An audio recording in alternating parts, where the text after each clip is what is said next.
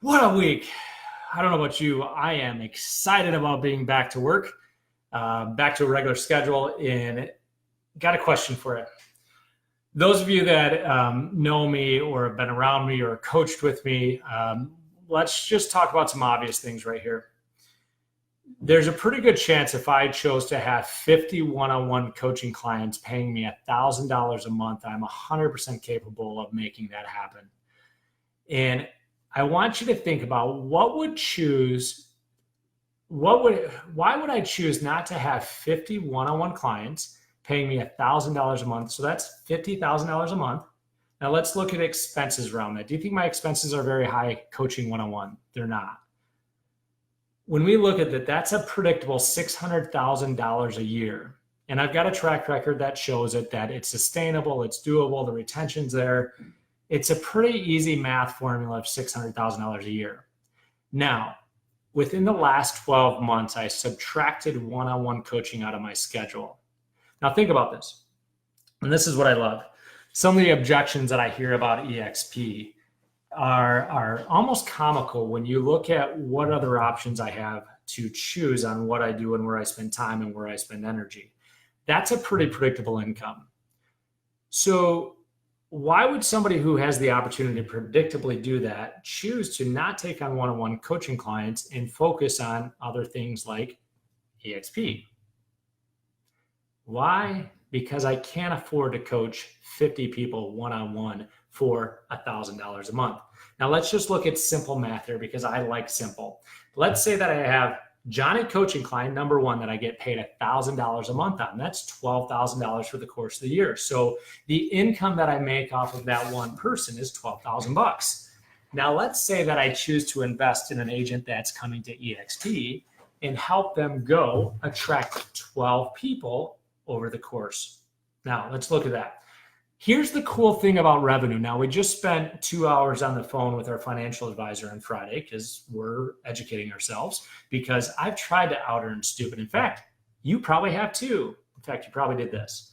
Hey, you know what? If I can sell 36 homes, I'll go sell 48. Well, can't really service people as well at 48. So now I'll go get an assistant. Leverage. Let's follow the model. So then you go and get an assistant. Then I need a buyer's agent. Well, let's train this buyer agent up. And guess what? Try to keep that equitable where now you're keeping the assistant happy. Now you're keeping the buyer's agent happy. And God forbid you make the buyer agent too successful because they might start doing buyer agent math. Well, wait a minute. I'm paying you 50% and this lead came from me. What are you doing for me? See, it kind of sucks because if you help the buyer agent be too successful, guess what? They don't need you anymore. So then what do? They move on. Now you're sitting there and you still have this fixed expense of an admin. So you go get another buyer's agent and go train more of your competition. It's asinine. It just keeps happening. So I've digressed. See, I've studied a lot of people and I see a lot of people getting hurt in this industry because they're looking for an easy button and they're being sold a lot of things that work on an Excel spreadsheet, yet they don't necessarily work in the real world. So let's go back to analogy number one. I coach someone for 12 months, make $1,000 a month. That's a half-hour phone call. For me, it's probably closer to 50 minutes because I don't do transactional coaching. It's not, hey, we got 30 minutes and on and off. It's just not my style. So every hour on the hour. Now, or I take an agent that I help see the value of EXP. So I help them bring an agent on. And when they bring that agent on, they make $2,800 if that's a capping agent. Now, it's revenue. Remember how I said I was just talking to my financial advisor for 2 hours and we have a bi-weekly call? And because you know what I'm doing? I'm manipulating my profit. Manipulating it. Why? Because if you don't look at your profit and make strategic moves based on cash flow and everything else, guess what? You're going to pay a lot of taxes. And I'm fine with paying taxes. I'm also fine on educating myself, so I pay less taxes if I'm playing within the rules. Following with me? Revenue. Revenue is revenue, so you really can't manipulate it. Have you ever heard of a thing called cap management? Cap management is manipulating profit. Well, we don't have an agent that's capping in this month, so let's move them to a month so we can lower our profits, therefore we pay less out. Here's what I love about revenue. You can't manipulate it. So let's say instead of coaching someone one-on-one, I decided to help an agent go get 12 agents. 12 times 2,800 It's like shy of $36,000 in revenue share. Now, me, because I brought them in, when I help them bring in 12, I don't make $2,800. I make $3,200. So that same agent that I can trade dollars for hours for, that I got to keep showing up for, or I can help an agent go learn how to fish, not just give them fish. My number one goal is to help them not need me anymore and outgrow me, because when they do, guess what? I'm no longer trading dollars for hours. And as of today, I have 430 agents that I get paid on at different levels, because you know what? My number one job is to help them outgrow me and not need me anymore. It's the one model that you can do that. Here's the thing is, I can't afford to coach people for $1,000 for 1 hour of my time every single week. You know why? Because it's trading dollars for hours. And if you're in real estate, you better listen to this right now. 5 years from now, if we're still making 6% off of transactions, I will be surprised. 10 years from now, good Lord, there's a better chance I'll have a full head of hair that's natural. I mean, there's a good chance I can get plugs yet. Looks kind of painful. I digressed. So let me ask you this. If all you're doing is looking to scale, go sell more homes, is there a chance that you're probably not working on another plan? So for example, if all you know how to do is sell real estate and all of a sudden they take 6% away, or someone solves that problem, because if you have a $600,000 house, do you think you really want to take 6% of that sale and go give it to an agent that spent 40 hours in a class to go get their license? Again, there's great agents out there. All I'm saying is the barrier of entry to get your real estate license is less than a massage therapist. So stick with me. There's a point where if somebody can figure out how we don't get paid 6% commissions, it will happen. So what are you doing to prepare? For example, let's say you do 36 transactions every single year. Now you're doing it by referral and working with people that you know. So now you're doing 20% of the work to make 80% of the money. Now you take that extra time and you go invest in yourself and learn how to maybe, buy rental properties, or might go to Little Caesars, or do this, make a shed. Here's a business plan for you. Did you know the markup on material to a finished shed is $2 for every dollar that you spend in material? You can make $2,000 a day building a shed that people are happy about, and you can get it done in a day. So anyways, I digressed. What I'm saying is, if you aren't thinking about other streams of income for 5 and 10 years down the road and you're a real estate agent and that's your only stream of income, let me know how that works out for you. I already know how it's going to work out. If you think real estate as we know it's going to be here 5 to 10 years from now, what are you smoking? I want some of that. It's legal now, right? Now, let's keep going with this. Well, Hank, if it's not going to be here for 5 or 10 years, why are you going all in on EXP? And here's why. Couple different reasons.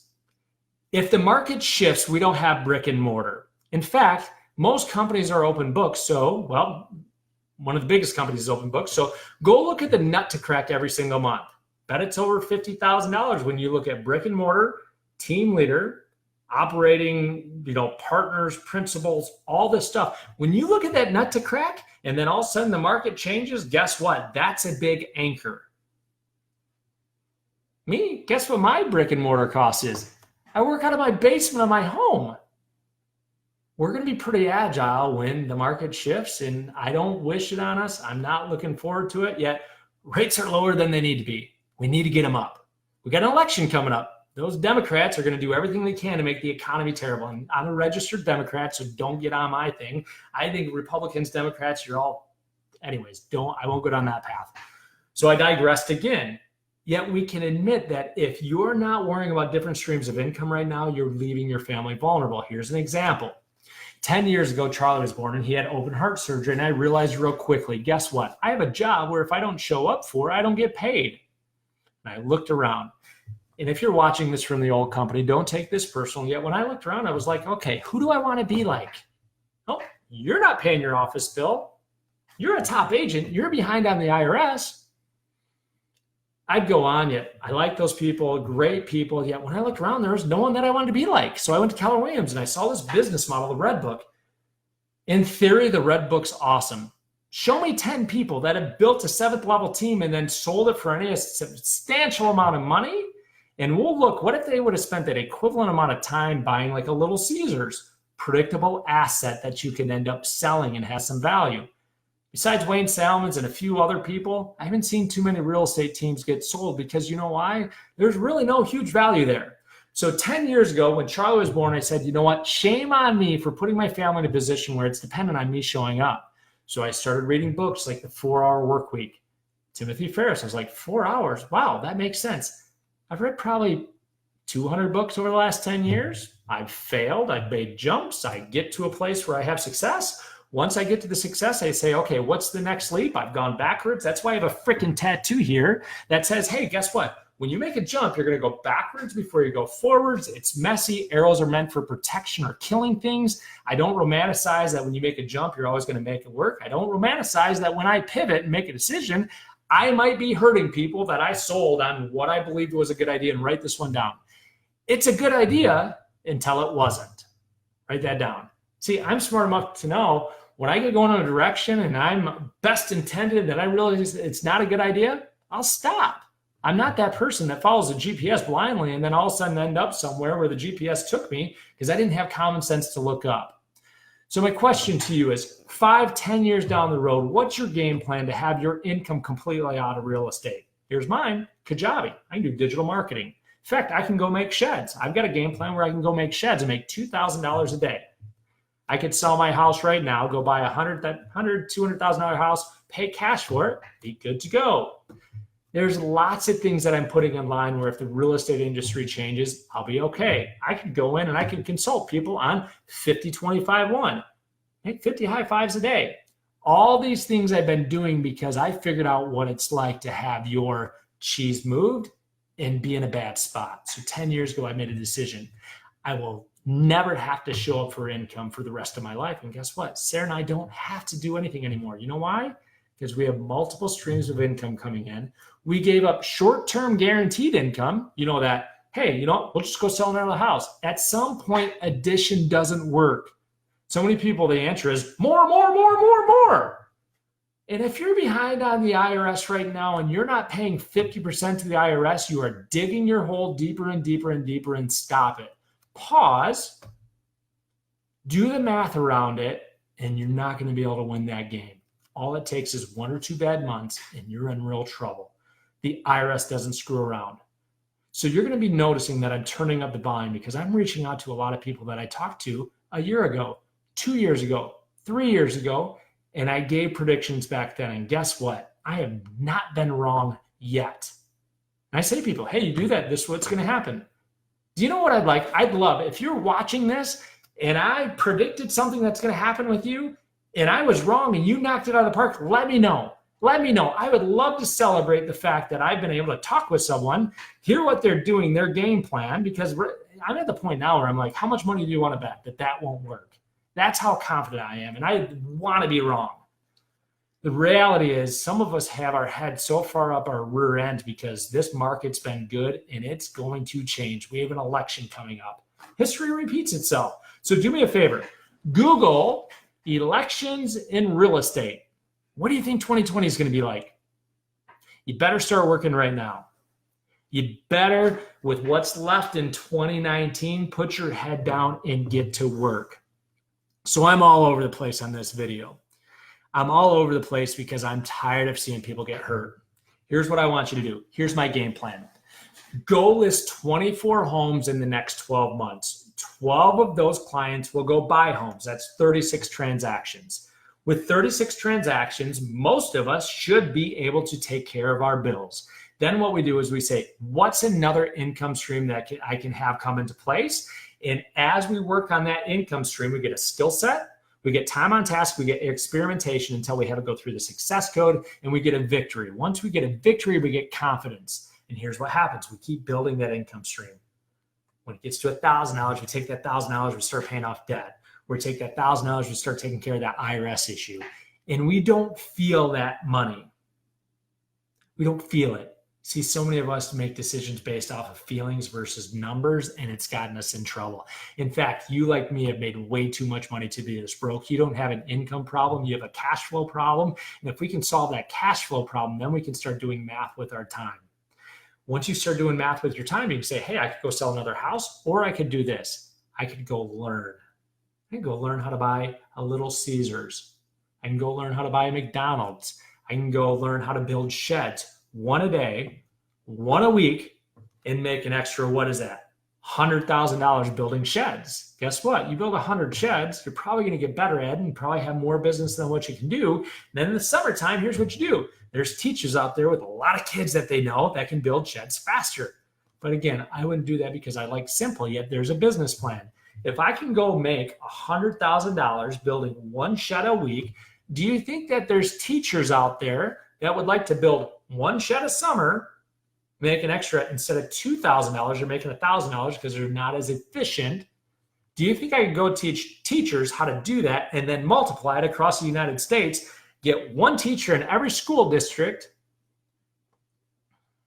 See how my brain thinks? There's plenty of people that can sell real estate. Stabilize your business. Let's get some other streams of income going on.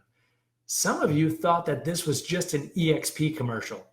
Guess what? There are great things about EXP. In fact, remember when we went back to $50,000 a month in coaching income? That is pretty much guaranteed if I chose to do it. EXP income has now surpassed my coaching income year to date. So if you can do common sense math, I'm doing pretty well. You know why? Because I gave up short-term income to go for longer-term income because I knew that my numbers, and I knew that I could go backwards a little bit before it shot forward. If I struck a chord with you, do this. Reach out to me and say, hey, Hank, I'm interested in EXP. I haven't been talking to someone for quite some time, because if you do that, you're a go talk to that person. I believe that there's a code here in EXP. And if somebody is recruiting you and they don't ask if you've been talking to somebody else, that's not the way they work. Do me a favor. Ask them, hey, is this with the attraction pledge? Because if not, it's not a good thing. And I tell you, the majority of our agents are doing it the right way. And if you reach out to someone, they should ask you, have you been talking with somebody else? Because I'm ticked off. And I'm going to do everything I can to protect our company. We call it EXP. You know why? It's the greatest thing that I've ever seen.